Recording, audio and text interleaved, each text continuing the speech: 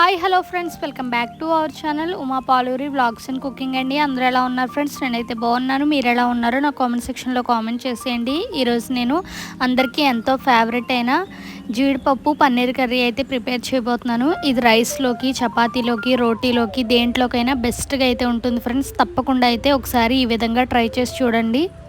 పన్నీర్ జీడిపప్పు కర్రీకి కావాల్సిన ఐటమ్స్ అయితే చూద్దాం ఫ్రెండ్స్. 3 మీడియం సైజ్ ఆనియన్స్, అలాగే 2 టమోటోలు, 4 పచ్చిమిర్చి, అలాగే చిన్నగా కట్ చేసి పెట్టుకున్న పన్నీర్ ముక్కలు, అలాగే జీడిపప్పు, 2 స్పూన్ల అల్లం వెల్లుల్లిపాయ పేస్ట్ అయితే తీసుకోవాలి.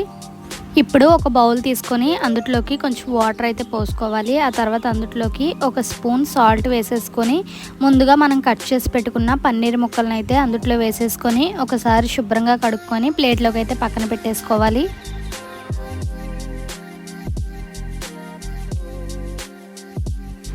ఇంకా కర్రీ ప్రాసెస్లోకి అయితే వెళ్ళిపోదాం ఫ్రెండ్స్. దానికోసం అయితే గ్యాస్ ఆన్ చేసుకొని ఒక కడాయి పెట్టుకొని అందులోకి ఒక 3 టేబుల్ స్పూన్ ఆయిల్ అయితే వేసుకోవాలి.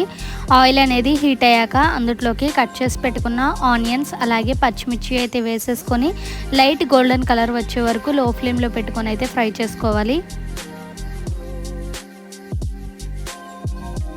ఆనియన్స్ అయితే చక్కగా ఫ్రై అయిపోయినాయి కదా ఫ్రెండ్స్. ఇప్పుడు అందులోకి 2 మీడియం సైజ్ టమోటోస్ని అయితే అందులో వేసేసుకోవాలి.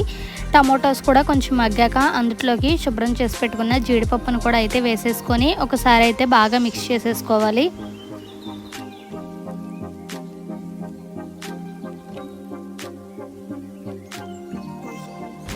ఆయిల్లో అయితే చక్కగా కుక్ అవుతుంది కదా ఫ్రెండ్స్. ఇప్పుడు అందులోకి రుచికి సరిపడినంత సాల్ట్, అలాగే చిటికెడు పసుపు అయితే వేసేసుకొని ఒకసారి బాగా మిక్స్ చేసేసుకొని ఒక 2 మినిట్స్ పాటు అయితే లో ఫ్లేమ్లో పెట్టుకొని కుక్ చేసుకోవాలి.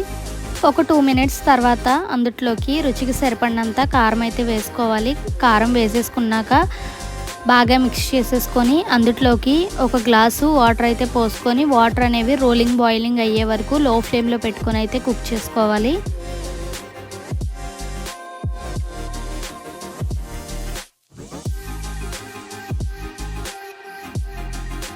వాటర్ అయితే బాయిలింగ్ అవుతున్నాయి కదా ఫ్రెండ్స్. ఇప్పుడు అందులోకి ముందుగా మనం శుభ్రం చేసి పెట్టుకున్న పన్నీర్ ముక్కలను అయితే ఒకదాని తర్వాత ఒకటి వేసుకొని ఒక 5 మినిట్స్ పాటు అయితే కుక్ చేసుకోవాలి. ఒక 5 మినిట్స్ ఆగాక ఆయిల్ అయితే చక్కగా పైకి తేలిపోయింది కదండి. ఇప్పుడు అందులోకి 2 స్పూన్ల అల్లం వెల్లుల్లిపాయ పేస్ట్ అయితే వేసుకొని ఒక 2 మినిట్స్ పాటు ఉంచుకొని ఇంకా పైన కొత్తిమీరతో గార్నిష్ చేసేసుకుంటే ఎంతో రుచికరంగా సింపుల్గా చేసుకునే జీడిపప్పు పన్నీర్ కర్రీ అయితే రెడీ ఫ్రెండ్స్. అంతేనండి, చాలా అంటే చాలా బాగుంటుంది. ఇది రైస్లోకి, చపాతీలోకి, రోటీలోకి దేంట్లోకైనా పర్ఫెక్ట్గా అయితే ఉంటుంది ఫ్రెండ్స్. తప్పకుండా అయితే ట్రై చేయండి. ట్రై చేసి ఎలా వచ్చింది ఏంటి అనేది కూడా నాకు కామెంట్ సెక్షన్లో కామెంట్ చేశాను ఫ్రెండ్స్. అలాగే మన ఛానల్ని ఇంకెవరైనా సబ్స్క్రైబ్ చేసుకోకపోయి ఉంటే సబ్స్క్రైబ్ చేసుకోండి. పక్కనే ఉన్న బెల్ ఐకాన్ని క్లిక్ చేయడం మాత్రం అస్సలు మర్చిపోకండి ఫ్రెండ్స్.